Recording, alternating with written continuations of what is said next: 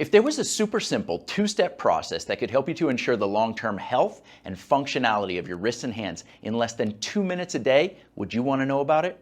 Well, that's exactly what I'm showing you in this video. Let's get into this.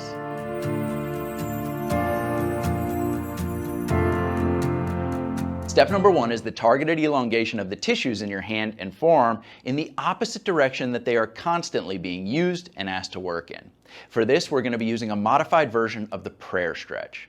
Now, with the traditional prayer stretch, your hands start off in this position, you press the palms together and slowly draw the hands downward towards the center of the body while elevating the elbows.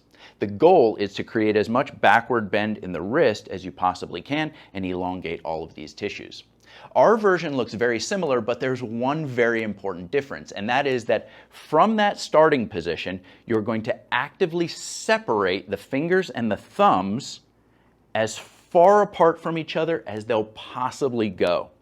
And then you're going to feel immediately when you go from this position to this position that it opens up a lot more spaces or air gaps between the fingers and the palms. You might even feel your fingers kind of start to bend and buckle like that.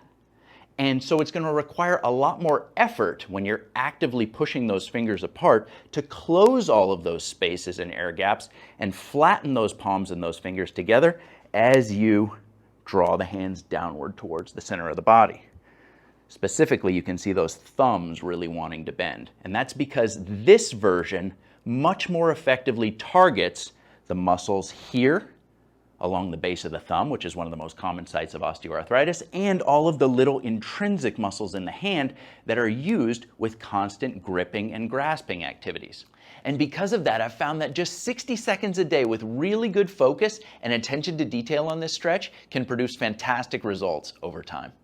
After completing step number 1, you will have reduced some of the tension in your hands and on the underside of your forearms. Now, step number 2 is to begin restoring balance to your fingers, hands, wrists, and forearms by strengthening the muscles that work in direct opposition to the muscles that are constantly working with all of those gripping and grasping activities. And for that, I've found no better tool than these resistance bands that are specifically designed for strengthening the hands.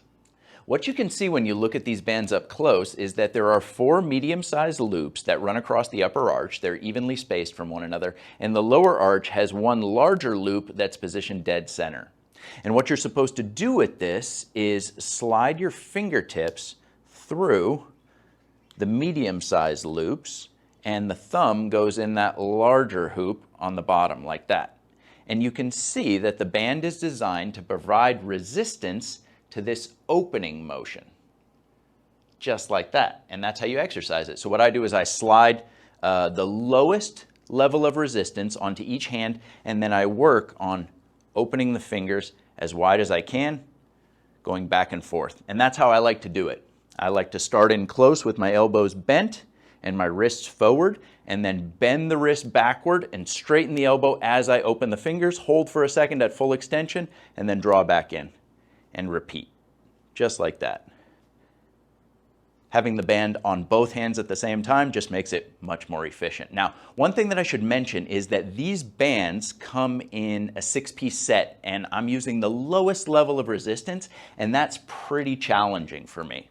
So you need to understand leverage when you're working with this, because this will be very difficult for most people. And so what you want to do when you're first starting out is slide those bands all the way down to the base of your fingers like that, and the base of the thumb. That's going to make it much more manageable for you to open your hand like that. And then as time goes on and you get stronger in this position, you can begin slowly inching that band down just like a millimeter or 2 at a time.